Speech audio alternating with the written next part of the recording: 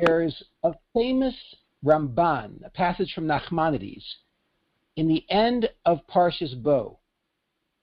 And that passage says that from the great revealed miracles that God performed when we left Mitzrayim, we realize and recognize all of the hidden miracles that happened throughout history. So if God is the one who split the sea and turned it into 2 giant walls, or 12 tunnels, then it must be that when the sea was flowing normally downhill, that was also God. In other words, once I realized God is in control, He's in control of everything. I'll give you a metaphor which I think brings this home. Let's say that you and I walked over to a padlocked door, and I told you that this is a solid steel room. It's got 2 inches of thick steel on all 6 walls, meaning 4 walls around, ceiling and floor, solid steel. And the only entrance is through this one door. It's padlocked, and this is the only key. Then I unlock the padlock, and I take you inside.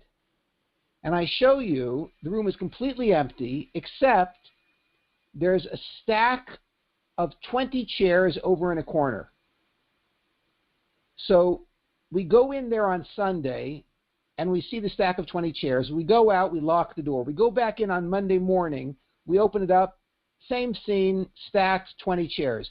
We go in there on Tuesday, Wednesday, Thursday. Each day I ask from you, could I please have the key? I unlock the door, we walk in, and the chairs are stacked there in the corner as they were the day before.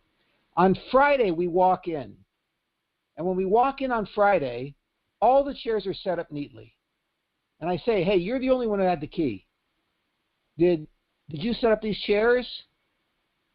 And you say, no, I didn't set it up. So what we just realized is somebody else has a key. Somebody else can get in there and do whatever they want to do. Well, if that's the case, if somebody else can get in there and do whatever they want to do, and they did it on Friday, then how do you explain what happened on Sunday, Monday, Tuesday, Wednesday, and Thursday? If Sunday, Monday, Tuesday, Wednesday, and Thursday, if 5 days in a row, the chairs didn't move, doesn't that 5 days prove that nobody else has access to the room? After all, only one day did the chairs actually get set up, so it's 5 versus 1. I've got 5 days when the chairs never moved, 1 day when the chairs moved. Doesn't that prove that no one else has a key? And of course the answer is no. That proves that, in fact, somebody else does have a key. Because if they didn't have a key, how did someone get in there and fix things up on Friday? Then what happened Sunday, Monday, Tuesday, Wednesday, and Thursday? The answer is whoever has the other key wanted the chairs stacked in the corner on those days and therefore left them there, didn't move them. Okay, the exact same thing is true here. Once we see miraculous involvement in our personal lives or in history generally, then we know that God has the keys and that He can make anything He wants happen. So that means that whatever happens is happening with His approval, with His intervention or His approval. Now I know anything that happens, I have to attribute to God. So if that's the case, then how do I explain when things happen which are not so pleasant? And what I'm going to do is I'm going to divide all those cases into 2 categories, which are really 3. Okay, the first category is, why do bad things happen when we misbehave? When I behave inappropriately, and it can be as simple as if I stand in front of a train or if I drink poison, if I take the Tide challenge, how can it be that something bad could happen to me? And that's really the same as asking, why did Hashem create a world in which He provides guidelines, free will, and natural consequences? And that's not such a hard thing for us to understand, and it's not hard for our children to understand. Perhaps they'll say, a child in their early teens might say, why did he provide free will? After all, he could have made us all robots that only do good and therefore only experience good. But it wouldn't be hard for us to explain to our children the greatness of choosing free will and how God has free will. And it's a tremendous level to be a creature with free will. If he created us with less than that, it would be a limited kindness. So the first category, which is why do bad things happen when we misbehave, that's not so difficult to explain.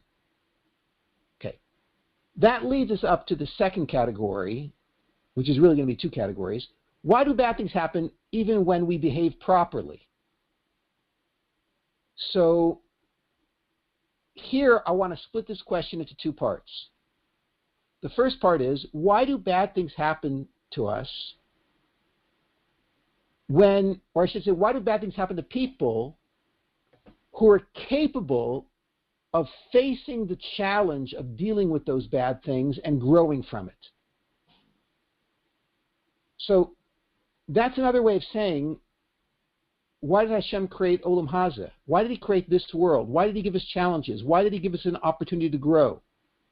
Lots of the difficult things that happen to good people in this world bring out tremendous potential that they would never have seen had they not experienced that difficulty. So even though the person didn't necessarily misbehave, but the potential that was brought forth or that could have been brought forth is tremendous.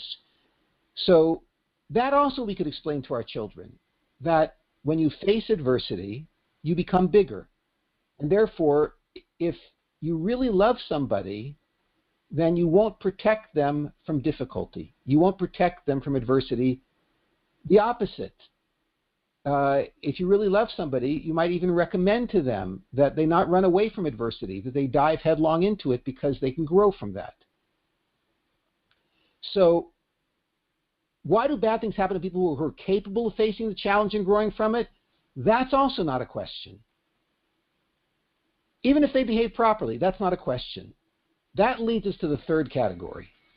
And this is really the question that our children need answered. Why do bad things happen to people who are incapable of facing the challenge and growing from it? So the difference between this question, why does God give a difficult time to people who are behaving well and they did nothing wrong and they're not capable of facing the challenge and growing from it, the reason that's such a difficult question and different from the others is with my eyes and my ears and my intellect, I can't see an obvious answer to that question.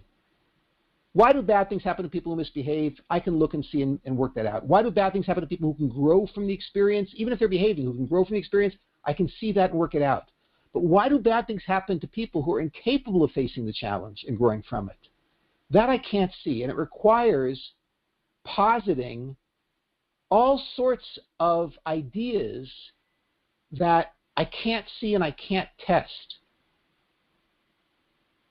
So those ideas would be things like Gilguling, the possibility of reincarnation. Why would a newborn baby suffer terribly? Well, it makes no sense to us because we've seen this baby from the time the baby was born all the way through their suffering. There's no reason why the baby never did anything which made the baby deserve this kind of suffering.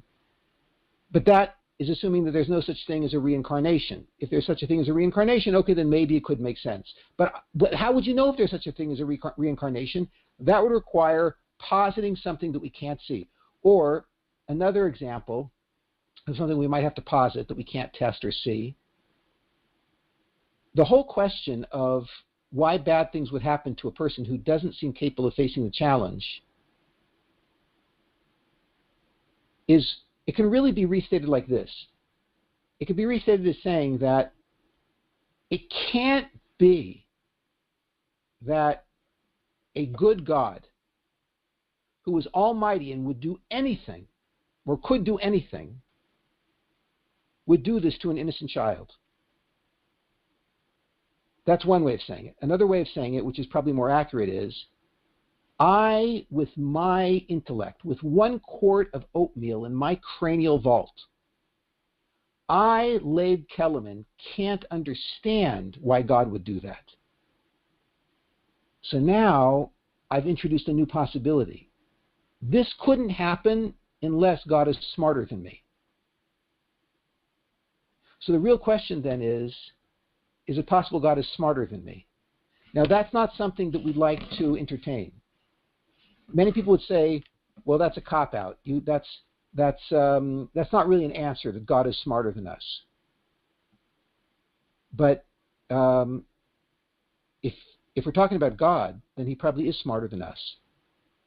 Now we know that with our own children, we sometimes do things for them that are good for them that seems to them like we're doing something bad, like putting them to bed at night, or making them eat their vegetables, or giving them a vaccination. In the child's mind, these things truly look evil. And we look at their innocence and their naivete and we laugh. And we say, it's cute that they don't understand that what we're doing is good for them. But that's because they're not as smart as us. With God, if he exists, we could probably assume he's smarter than us. Okay, now, it turns out then, of the three possible questions we could ask, why do bad things happen to people who are misbehaving? Not a problem. Why do bad things happen to people who, even when they behave, if they could grow from this test, from this difficulty, that's not a problem. There's only one last question, which is why do bad things happen to people who don't seem like they could grow from the challenge? And that would require positing things that we can't see or test, like Gilgulim, where God is smarter than us, etc. And now we'll come back to the question, how do we explain this to our children? And is it a good idea to point out that God is in charge? Because then it'll make them ask, well, is God in charge of the bad things too? So the answer is yes. We have to tell our children God is in charge. We have to tell that to them. And that he's running the whole show.